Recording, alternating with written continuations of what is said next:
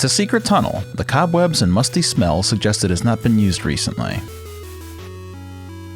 An old rusted iron lever protrudes from the wall. You wonder what it does.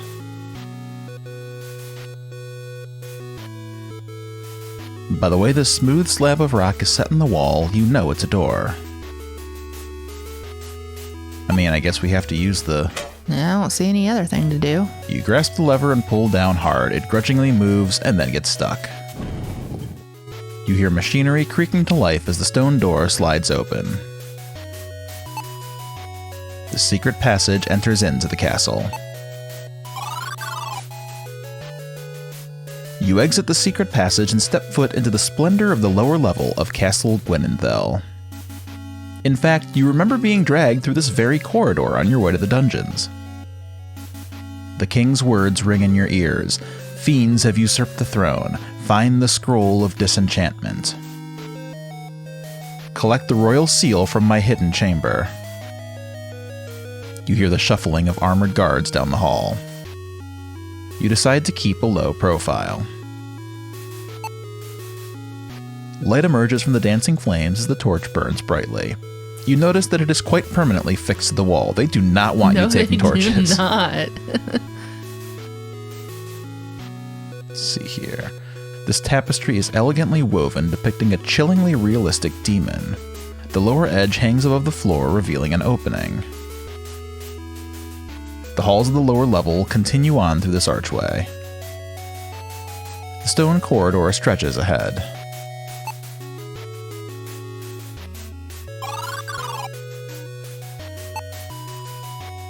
You've heard of the splendor of Gwynenthell Castle, and this great hall does not disappoint.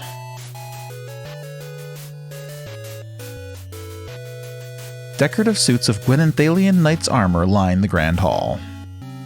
You look warily, wondering, should you walk too close, would its halberd come crashing down upon you?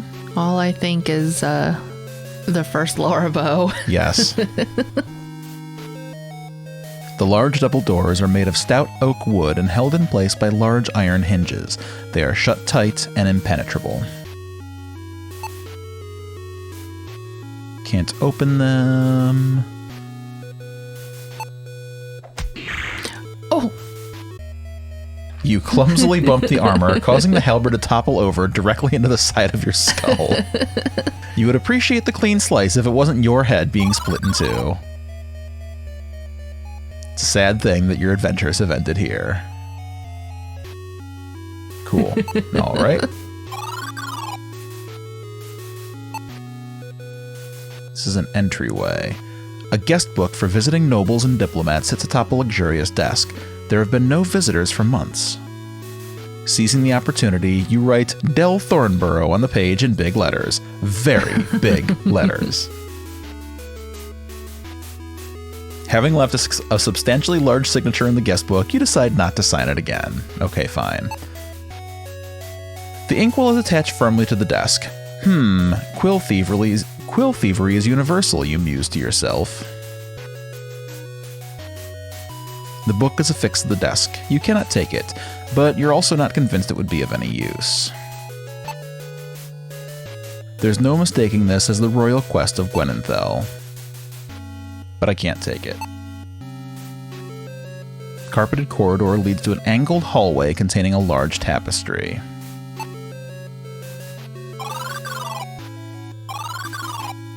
Ah, okay, so this is just the secret passage. And that takes us back to... Okay. The city, yeah. Okay, I see. That all makes sense.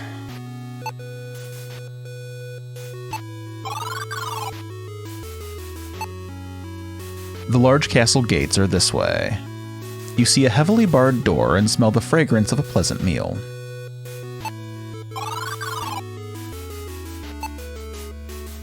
This gate control room prevents enemy forces from storming the castle. The wax from the candles is slowly dripping down the candle holder. It's a lovely ornament, but of no use to you. This mechanism is a castle gate control. Only the finest castles in the land can afford it. You pull the lever back. Sounds of grinding metal resonate through the hall as the gates open behind you. You see a road leading into the center of Gwynenthell. Okay, so I guess a We just shortcut. kind of gave ourselves a shortcut.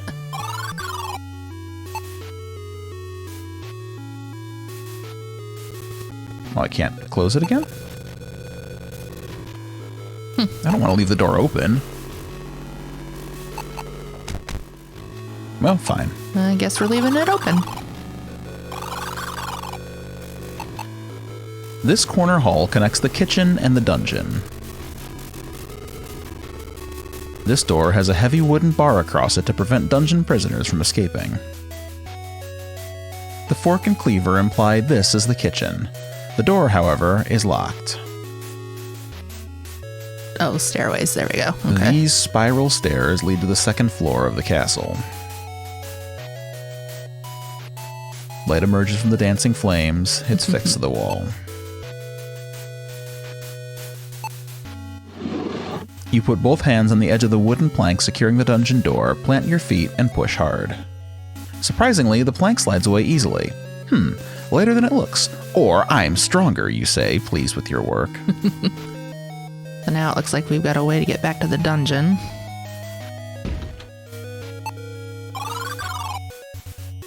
Ooh, yes.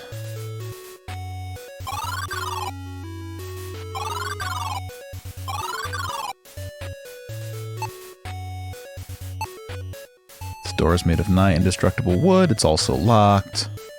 We still have the jail keys. After fumbling with the keys for an embarrassing amount of time, you are relieved to hear the slide lock open.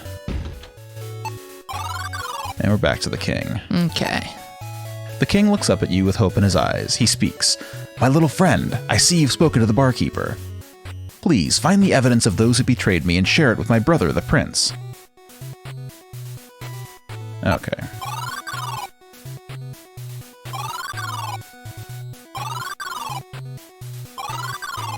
Not sure if there's anything else that we really need to do here. Yeah, I'm not sure.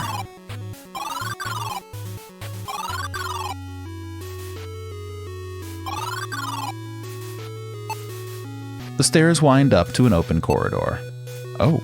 Yeah, I was just getting ready to point that out. Looking closely, you see a stone is loosely set into the wall. That only hurt your hand. It will not open. The stone is too heavy to move with your bare hands. You'll need a tool to pry it out.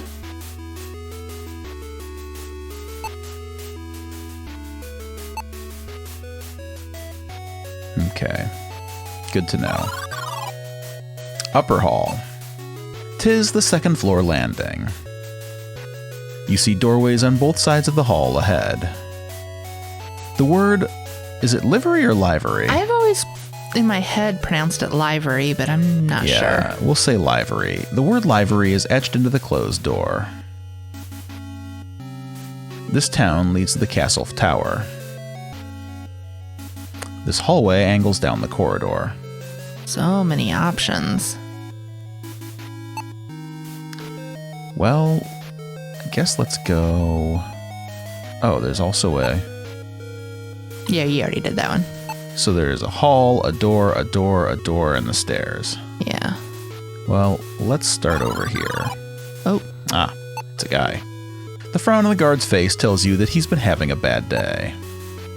The guard looks at you and says, "Do you have the wine? He will be expecting it." I don't have the wine, but it's good to know that we need the wine. The plaque says treasury. You rub your hands together and smile widely, imagining the spoils contained within. Unlike the wooden doors found in the rest of the castle, this steel door is clearly meant to keep everyone out. It should be no surprise that it is securely locked.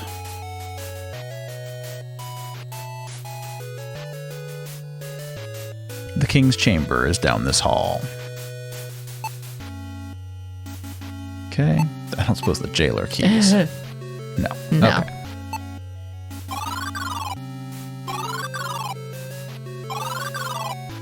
As you step into the hallway, you see a gaunt figure approaching. A raspy voice calls out to you.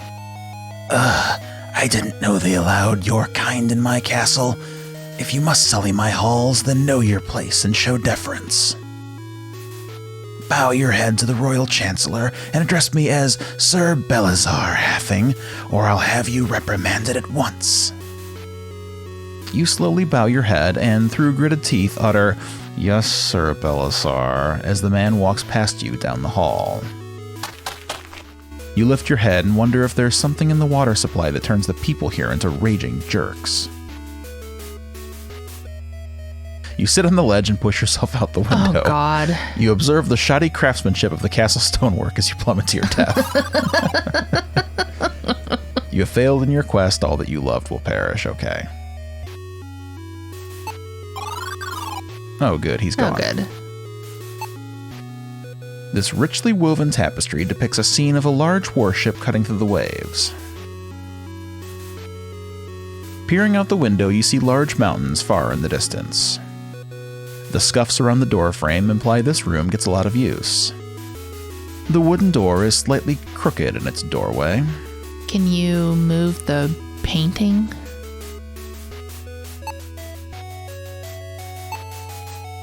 Can't open it. Okay.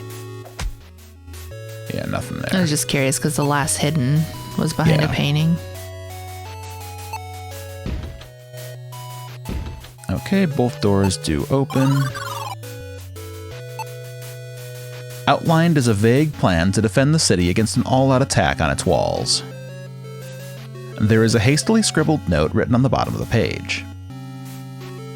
Oven, Jer's advisors did not believe the story of the king's kidnapping. That is why he has come with his army. When he discovers the king, he will surely seek vengeance. You must act quickly to dispose of the prince and pin it on him. Use the Mandragora from Veldar, then execute the king. I have fled. If you fail, I suggest you do the same. Jalek. The title of the closed book is A Chronicle of the History of Kal Torlin. It's a map of the lands around Gwynenthell. Markers on the map show that the city is surrounded by hostile forces. You notice that it is suspiciously only loosely attached to the wall. Mine. You easily take the map off the wall and set it aside. Looks like we have a key. There's a key hidden behind the map. You take the key from the hidden hole in the wall. It's a simple key with the words Minister's Chamber carved into the metal.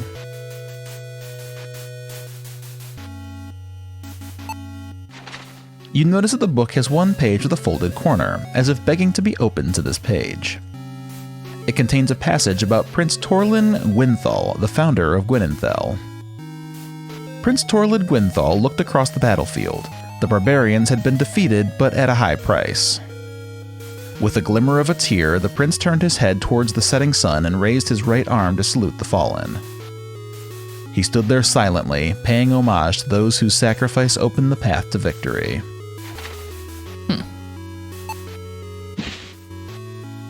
Grab the book from the table. Just felt like the right thing to do, you think to yourself.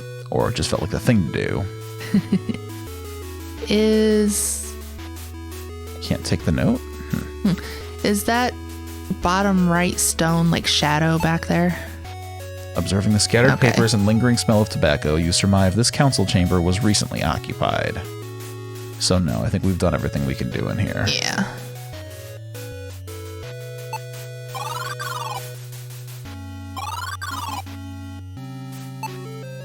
You see a tapestry of a ship in the hallway. The portrait of a stunning woman is secured to the wall. Her soft features and burning eyes momentarily mesmerize you. It's a gaudy portrait of an obese man. The inscription reads, Oven Laneth, me. You recognize him as the portly man who dashed by you earlier in Gwynenthell. An elaborate stained glass image is affixed to the wall. It looks decorative as no light shines through from behind. This small chest bears the same designs as the frame holding the stained glass image. The chest is locked. I bet that our key works on that. There we go. The key fits into the lock. As you turn the key, you hear mechanical sound stirring from behind the stained glass. Interesting. Uh-oh. The glass explodes outward, launching deadly shards through your face and body. You have sprung a trap. As you bleed out, you stumble around the room, only to trip and bash your head on a bedpost. Wow. Okay. Can't even unlock a chest. Jeez.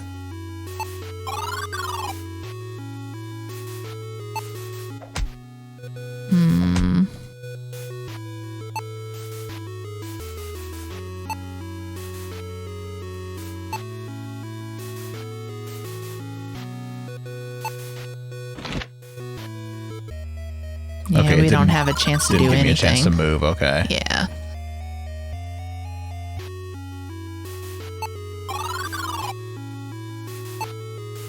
An iron panel secures the foot of the bed. You see a small hole in the center of the panel. You know a lock when you see one. You turn the key in the lock. The panel opens to reveal a hidden compartment. There's a book tucked away in a secret compartment under the bed. Strange. You reach into the compartment and take the book. You are excessively curious about its contents. You begin reading the sloppy handwriting.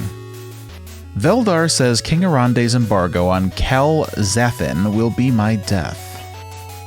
This foolish embargo allows the Westland trading house of Quisset to capture Veldar's customers and diminish their strength. If I don't stop the king, the House of Veldar will expose the exclusive trade contracts I gave in exchange for my properties. You skip ahead a few pages. I have been haunted by a dream in which a shadowy figure tells me how to solve all my problems and silence the king. The figure revealed the warden's secrets, which I discovered were true, and blackmailing him was easy. I hired bandits and convinced the warden to install a special jailer. We attack when the king travels south. But I can't shake this feeling of being manipulated, that my thoughts are not my own. The final entry reads, I awaken in a cold sweat every night fearing capture. Ellerith is less stupid than I thought. Maybe he suspects something. This proves Oven and Veldar are traitors.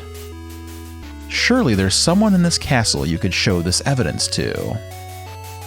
But not just anyone. You don't know who you can trust. You tuck the evidence away for safekeeping until the time is right. Okay. It's a plain leather-bound book that is often used as a journal. It contains evidence that can save King Arande.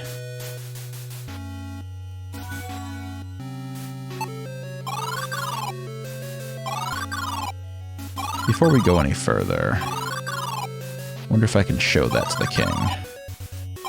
Good idea.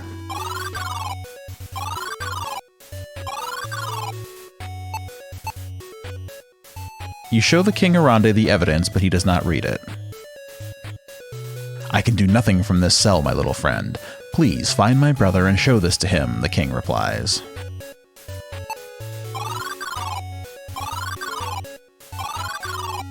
Okay.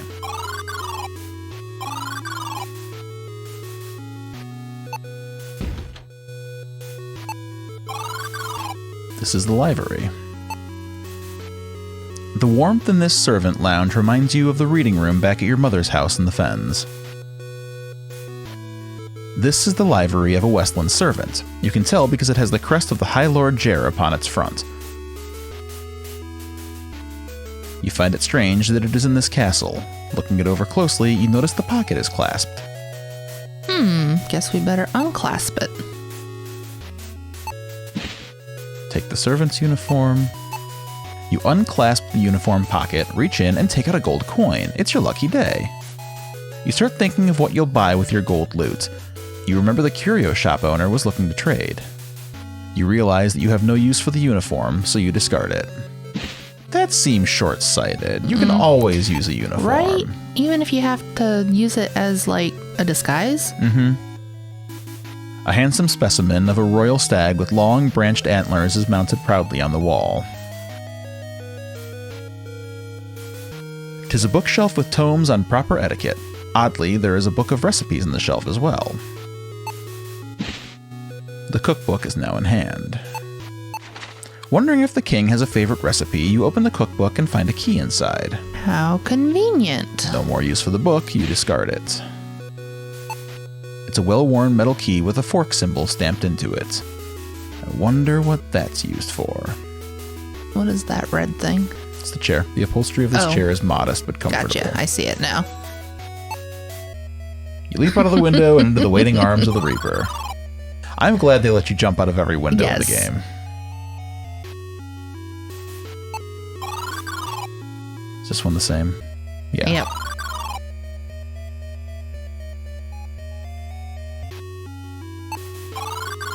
Okay, I don't think there's anything else here. No, I don't think so.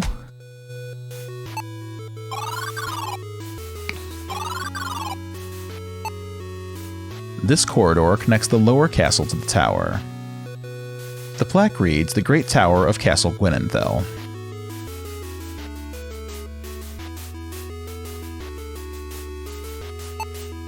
The tower door is firmly locked. Okay, well that's everything up here. We can go to the... We can go to the kitchen. Right there, I wonder yeah. if we can find a bottle of wine in the kitchen. That would make sense. Well, I see cheese and bread.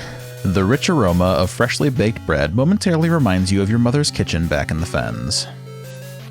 This brown burlap sack has the word flour written upon it. You struggle to lift the sack and fail. You will need to empty the contents first. The stitching on the sack is stronger than orichalcum mail. You'll need to cut it open. Looking around, you notice there's not a single knife in the whole kitchen. What kind of kitchen is this? What's this? Damage on the spoon implies that it is seen used as a tool and not for cooking. It's surprisingly hard. It's an invoice from the tavern. Bottle of the king's wine ×1. The number of zeros on the bill is astounding.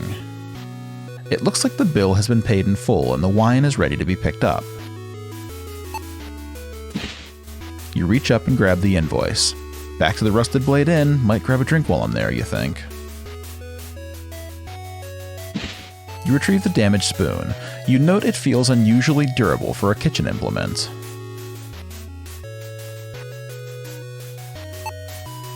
It is a slice of garlic rum cheese. It tastes as good as it smells offensive. This bread has a freshly baked look and smell to it.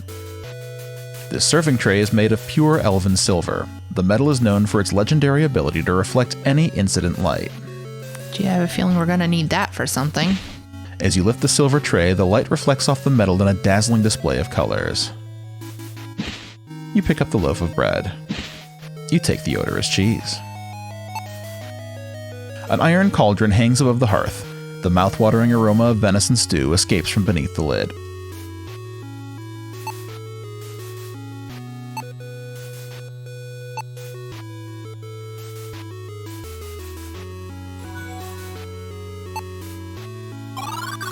Okay, well, they must want us now to go back and get that wine. Yeah, go to the inn and the curio shop. Ah, yes. We'll start there.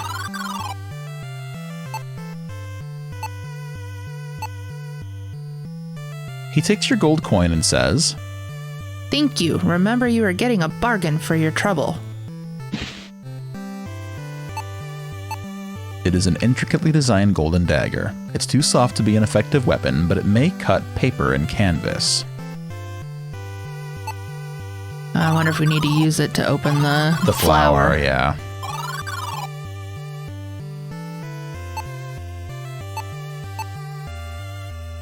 You hand the invoice to the barkeeper, curious about what kind of glorious bottle will hold wine fit for a king. Here you go, he says, handing you a most unremarkable and basic-looking wine bottle. He leans closer and whispers, I don't know how you got to be fetching the king's wine, but good job getting in the castle. Rescue our king, he finishes.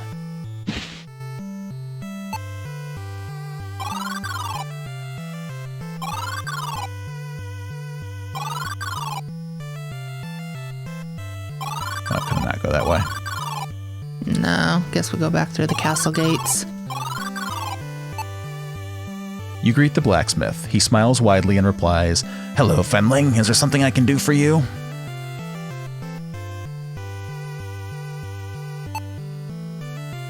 Okay. That's fine. We don't want to go that way anyway. We want to go this way.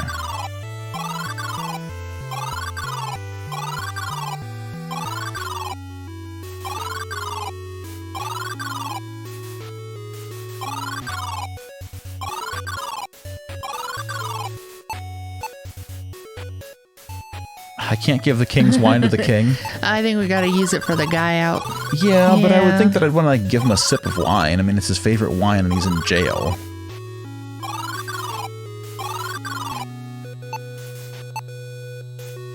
The guard looks at the wine and speaks.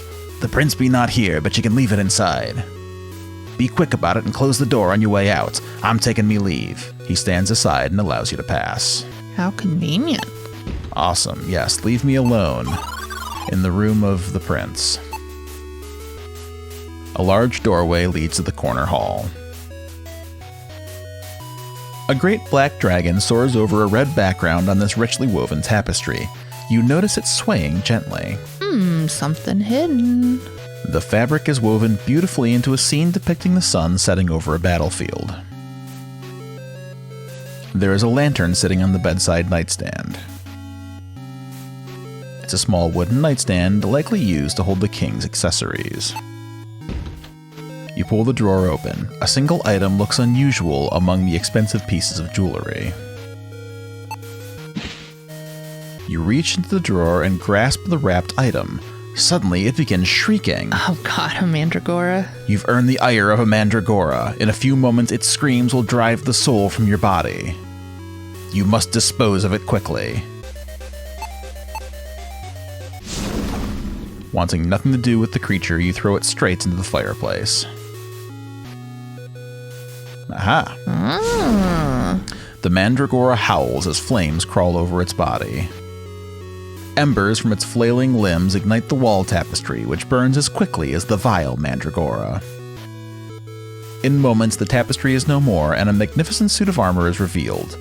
"The luck I have," you say gratefully. "Death by mandragora is no way to go. These monsters wanted the prince to suffer," you say as your resolve renews. Interesting. Okay. There are no more monstrosities in the nightstand drawer, thank goodness. We'll grab that lantern. I can't take the tapestry. Can I sleep? No. The fine workmanship of this large bed is clearly seen in the carving of its frame. A majestic set of armor stands against the wall. You notice the helmet and gauntlets are loose, as if they were recently moved. An inscription on the armor reads, Torlin Gwynenthell.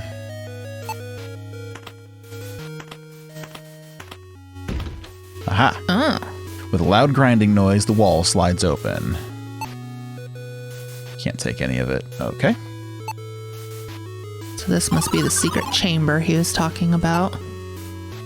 This secret room must be a private passage for the king. It is a painting of a lovely woman with flowing brown hair and a piercing gaze. You see an unusual bump on the bottom of the canvas. It is a painting of King Leon, one of the majestic line of Gwynenthell rulers. While marveling at the detail, you hear a faint whispering sound coming from behind the painting. A portrait of the late Queen Mother. You get the impression from the painting that she was a warm and giving person.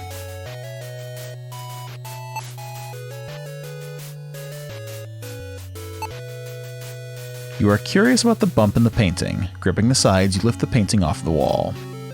You hear something sliding inside the painting as you place it on the ground.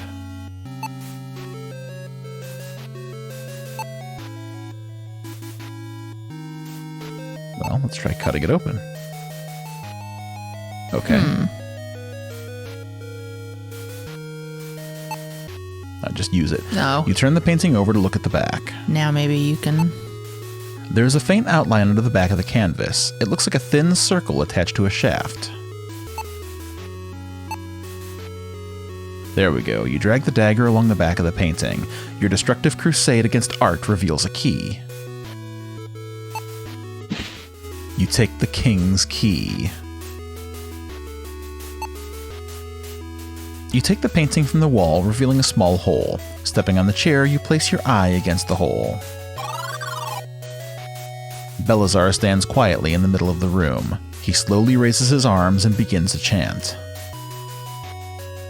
Before your very eyes, Belazar transforms into a hideous lizard-like creature. You feel cool air pouring in from the room beyond. The mirror ripples as a shape begins to form. The lizard man stops chanting and speaks. Master, there have been setbacks, but all is as planned. The druid has left your tomb unguarded.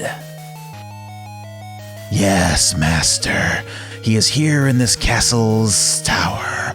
No, the pawns are of no further use. I leave now. There is much ground to cover. Through Torlin Forest, across the Barren, and over Gatekeeper Mountain.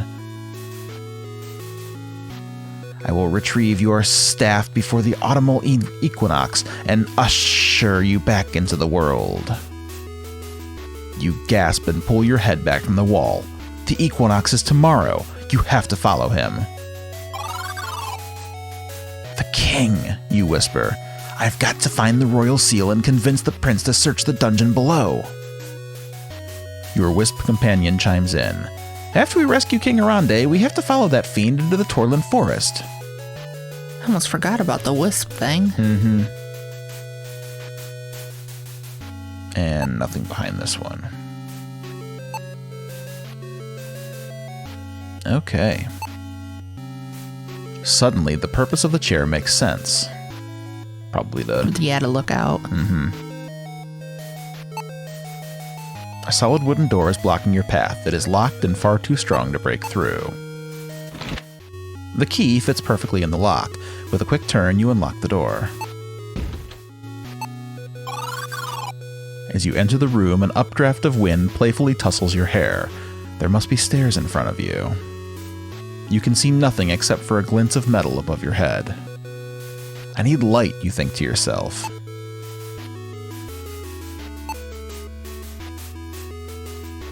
I have the lantern, but I don't think it's lit. A fresh candle burns brightly in the lantern. Okay, so I guess we can hang it on the hook. Ah, there we go. Getting on your tiptoes, you hang the lantern on the hook. Now that the stairs are lit, you feel comfortable proceeding.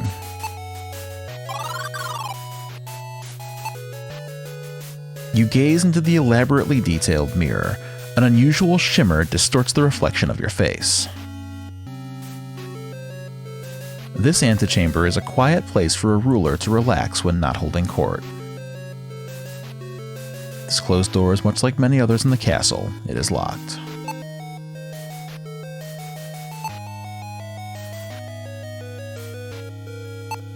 What if we...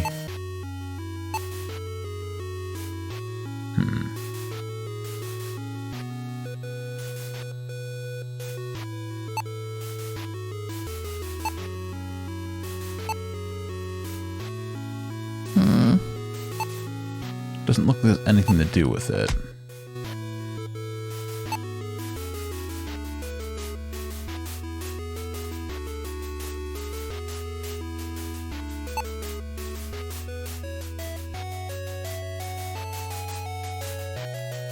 Okay, well, oops, that's the map. Okay, well. So we still have to find the prince.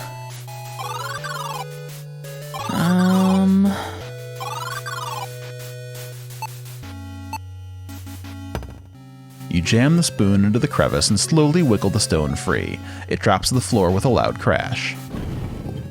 A hidden space is revealed. A bound scroll was hidden behind the rock. This must be what King Arande was talking about. The secret scroll. You gently open the scroll and begin reading. The royal seal is proof of sovereignty, and only a king may bestow it on another. With the shimmering king as witness, one king shall say this spell of disenchantment to the other, Castle Gwynenthell. You realize it is a magical word of power. You have, in fact, been given some sort of magic. Ooh. You have learned the spell Castle Gwynenthell. In the presence of a shimmer, this will dispel an enchantment and reveal what is hidden. Okay. I'll go back up the... Go back up to the mirror. Yeah. No, first I want to go to the kitchen. Oh, yeah, for the flour. Yeah, we haven't used this yet. Flour spills like an avalanche onto the floor as you slice through the sack. The sturdy burlap sack is now empty and, more importantly, portable. Okay. Can't take the flour, though, huh? You feel mildly sorry for the poor soul who has to clean up all this flour. I don't feel that sorry. I am an adventure game sociopath. Yes. Okay, so let's see here. No, that door's locked. And we don't have a key, do we? No. I don't think so.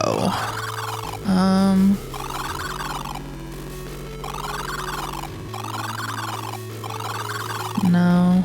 I don't remember where that was. Been through all of this. Yep, okay. It's this way. Oh, okay. I'm just double checking that's right. things. That's right. Tying up loose ends, you know. Yes. You chant the magic words, Castle Gwynenthell. The face of the mirror begins to shimmer and melt away, revealing a hidden compartment beyond. A golden object is hidden within the altar. This must be the royal seal King Arande spoke of. You take the royal seal. The royal seal of Gwynenthell, just like Arande said. This will prove that the king is alive. This thing isn't so great, you mumble as you look it over, trying to see what all the fuss is about.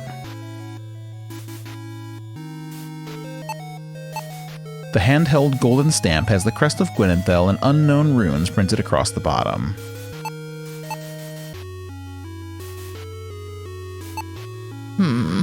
With the face of the mirror gone and the compartment empty, you see a small button at the bottom of the altar. Aha! You press the button and hear a satisfying click from the door to your left. As you enter the throne room, your wisp friend appears to give you advice.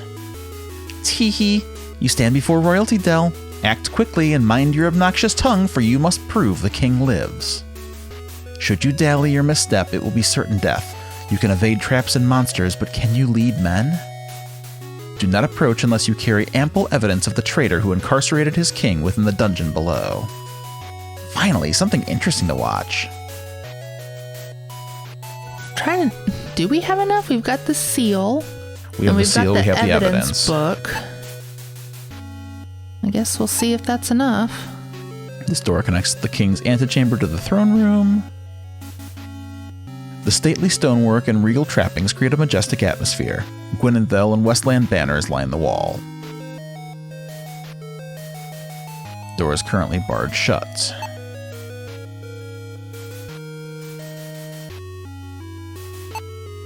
Well, let's see what happens. A look of surprise appears on the face of the man sitting upon the throne. He resembles the king who is imprisoned in the dungeon. This must be Prince Elrith. His eyes lock onto yours as he inspects you cautiously. He speaks firmly. What is the meaning of this intrusion?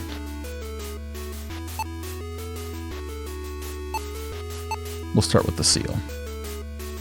Sensing the prince's impatience, you quickly produce the royal seal. The prince gasps at the sight of the relic. By the one! He shouts. How did you come to hold the seal? Only my brother knew where this was hidden. The king must live. Explain yourself. What is the meaning of this? He finishes, staring at you with no thought of hiding his anticipation. You know you have but a moment to make a compelling argument. Words alone will not help you to convince the prince. But how about some evidence? In a rare show of humility, you bow your head and hand the trade minister's book to the expectant prince. He thumbs through the book quickly, his eyes growing wider with each turning page. His face is painted with righteous fury. The prince shouts, Guards! Seize Oven at once and take him alive! I want him at my feet now! His face calms and he smiles gently at you. Come, Fenling, you spoke with my brother? Please bring me to him.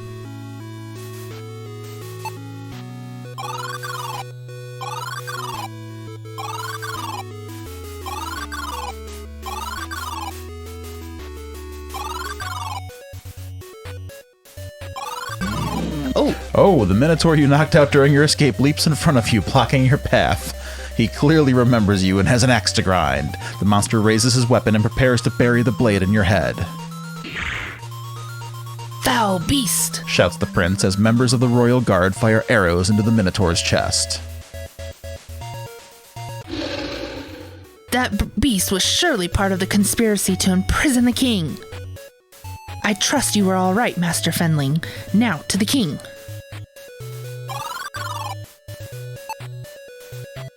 Fenling and Elrith, blessed be the one, the king shouts. He looks at you. My friend, who locked me in this cell? You quickly explain the facts. Oven and Veldar? Scoundrels! Release me, brother. There is much to do, the king exclaims. With that, the toll of your effort overwhelms you. You become faint as your vision dims and you collapse to the floor. You blink your eyes and try to focus on your surroundings, recovering your wits enough to recognize the throne room. The rescued king sits upon his throne with his brother at his right hand. The king smiles at you. My friend, you have succeeded beyond my wildest hopes. Take this reward for thy courage and ingenuity. This is a key to the royal treasury. There is an item set aside just for you, a small pouch of riches. Do not take this gift lightly. We are trusting you to only take your reward. I shall also bestow upon thee the title of King's Squire. You mumble a thank you, unsure whether this title will require any work from you. The king sees your discomfort and laughs. Fear not, 'tis but an honorary title. Now I must speak with Lord Jer to quell all talk of war. Jer's army has withdrawn from the forest and will not return. King Arande motions a servant to show you out, while Prince Elrith says he will personally conduct the search for conspirators. Alright, we did it. Okay. Still chapter 3. Alright, let's see what our loot is. Loot, loot, loot, loot.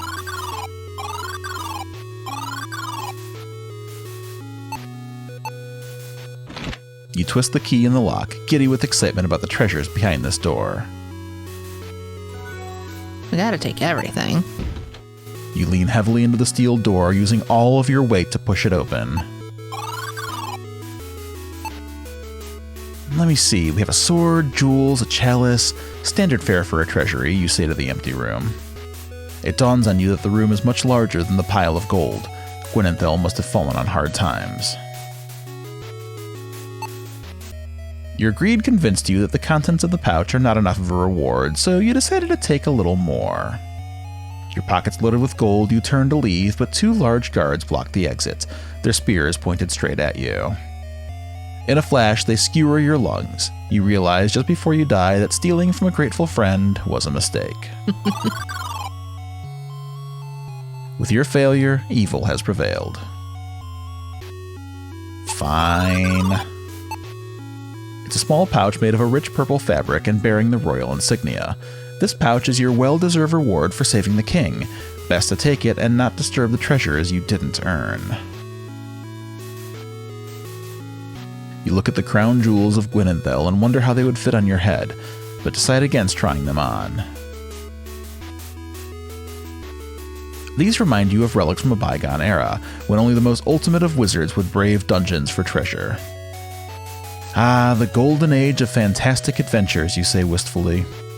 I agree.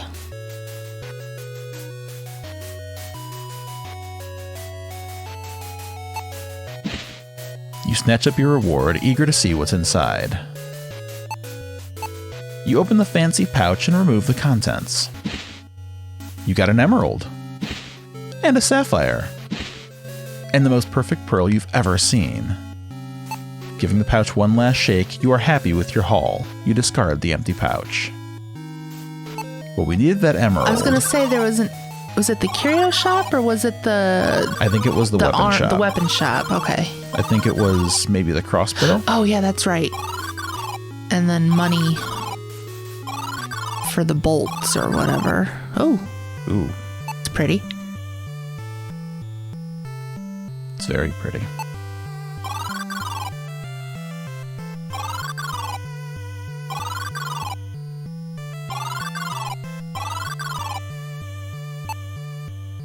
That is a fine weapon for a fenling. The woodstock is lightweight, but don't be fooled, she packs a punch. It is yours for 1 sapphire. Oh, sapphire.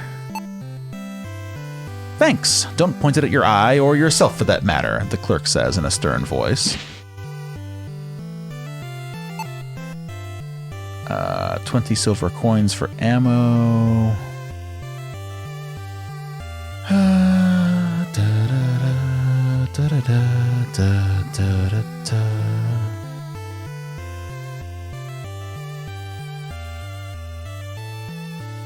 Okay.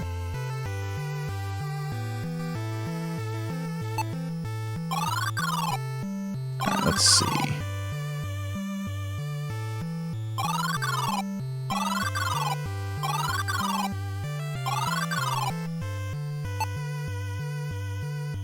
Scroll is most mysterious. Don't touch.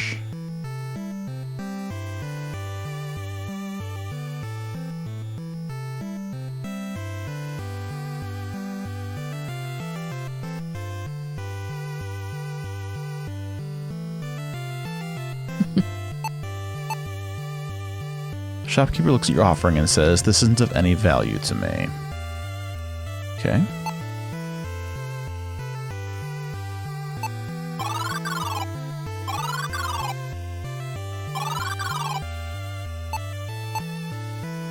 Trying to remember who wanted the emerald.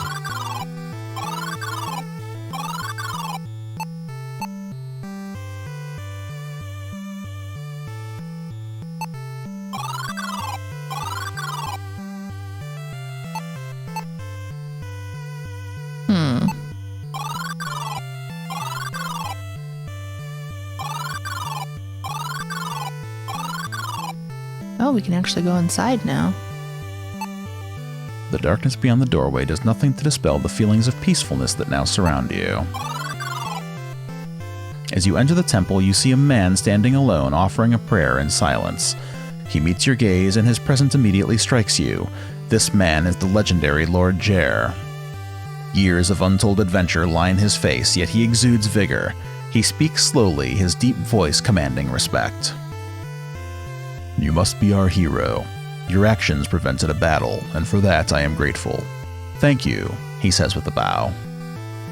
You blush, mumbling a quiet, "It's nothing," for despite all your arrogance, you recognize a true legend bowed to you.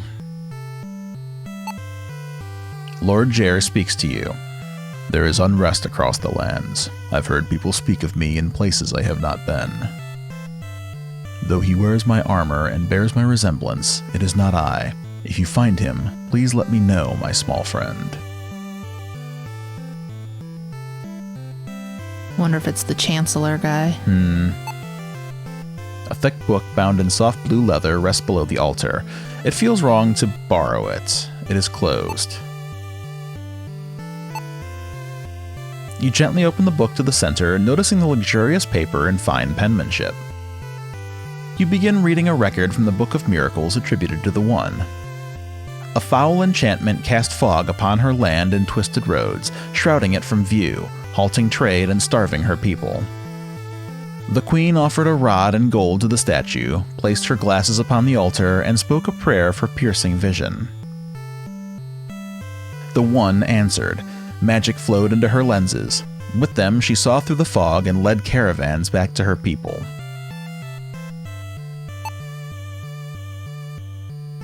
Okay. No, I don't want to read it again. The statue is cut from marble and represents the traditional form of the One. You kneel before the statue, lowering your head and reciting a prayer for the One to aid you on your quest. But nothing happens. You wonder what could be missing. Do I need to give her an offering?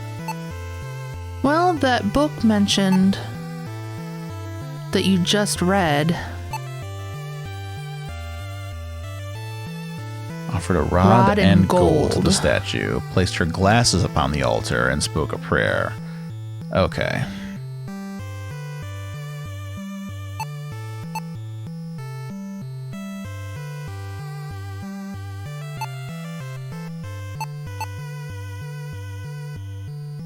Okay, so probably nothing we can do there just yet. Emerald is really bugging me. I remember needing it for something. Maybe we mistook the emerald for the sapphire. Maybe. That must be it.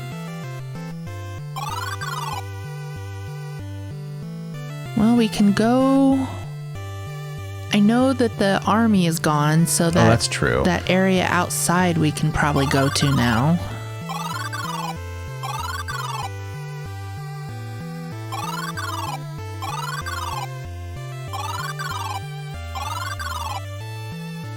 So let's see if I go this way, back into the castle, this way, and this way, and this way. There you go.